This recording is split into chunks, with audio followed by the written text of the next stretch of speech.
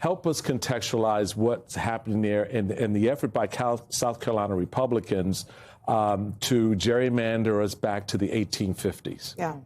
Pure chaos is unfolding in South Carolina right now, and we have seen lawmakers in session all week really trying to pull back the veil and understand how was this map put together that they have put forward, a map that has one goal and one purpose, which is to unseat Congressman Clyburn, to wither away black voting power in that congressional district, to disenfranchise black voters. And what's interesting is the historical context. It's very, Congressman Clyburn actually recently authored a book that talks about Reconstruction, that talks about the wave of black elected officials that we saw serving Congress over a century ago, wiped away by poll taxes and literacy tests and an assault on our democracy that we are literally witnessing once again in 2026.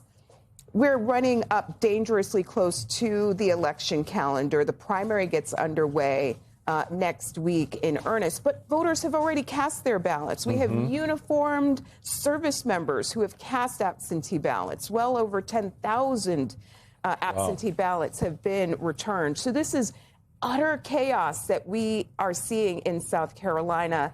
Everyone should be ashamed. Everyone should be ashamed for playing any role in this process. There is nothing in the Supreme Court's decision that requires South Carolina, or frankly any state in the South right now, to engage in this kind of late decade redistricting that we're seeing. There's a lot of intentionality here, I think, because of Jim Clyburn. He's a leader of the Democratic Party. He's a member of the House leadership. And it almost feels as if he's this big prize that they can take away to some degree, which is deeply troubling, especially given the history of that state, where the Civil War started, we should add. My question to you is, you did work for the Civil Rights Division at DOJ. On a macro level, it seems that chaos is the name of the game, but there's a lot of concern about what's going to happen around polling locations during the midterms. We saw a test run, I would argue, in Texas, the Democratic primary, where there's all this confusion in Dallas about, where am I supposed to vote? What time am I going to vote? And the more chaos there was, the easier it was to suppress the vote. We understand people have busy lives. They can't wait in line for hours and hours and hours. How concerned are you that we're going to have free and fair elections in these midterms, given what they're doing now and this push to redistrict so quickly, the extreme gerrymandering, and seemingly happy to skate by any laws that are they're annoying to deal with right now because they get in the way of what we're ultimately trying to do, which is preserve our majority by any means necessary? Yeah, well, everyone, I'm concerned, everyone, every American should be concerned about the travesty that we see unfolding across the South right now. There is not just the chaos and the disenfranchisement, but it is racist. I mean, the only reason that lawmakers are being called into special sessions right now is for the singular purpose of dismantling majority black districts, period. It is a stain on our democracy. But we're not standing by idly. Right now, the NAACP is engaged in a full court press to push back. Just yesterday, we were in the Tennessee State Supreme Court, where we are contesting all of what was broken about the session that led to the dismantling of Tennessee's majority black district. There are people who have been rallying from Mississippi to Alabama and turning out in the thousands to push back against the racial gerrymandering that we're seeing. And there are also people who are showing up at their capitals and speaking out, protesting, offering up oral testimony and written testimony to put lawmakers on notice that what they're doing is intentionally discriminatory and violates our Constitution. And we are not going to let up in this fight.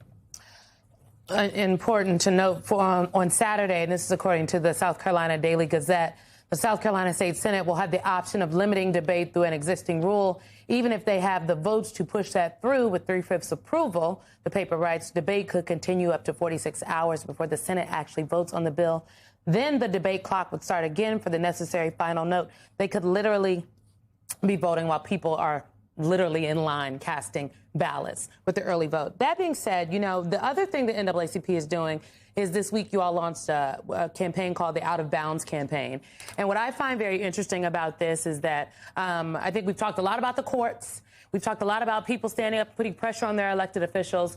But now you all, and I would also argue the Congressional Black Caucus, are asking the folks who have propped up these huge institutions, athletic institutions in the South, from the boosters to, yes, the athletes and their families, to the people, the consumers, the folks that go to the games, the fans, to hold these schools accountable and say they, too, need to speak up. I have a piece coming out about this in MS Now Daily tomorrow, but there's been some criticism of what the NAACP and CBC has called for, saying, oh, how could you ask our young people to stand up and do something when this is about, they need to be thinking about their futures. You want them to stand up for the Democratic Party.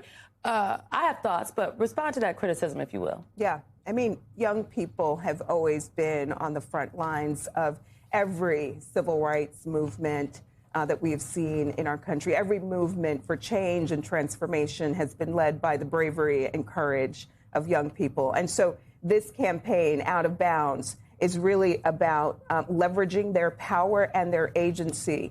These sports programs in the South are generating hundreds of millions of dollars in revenue.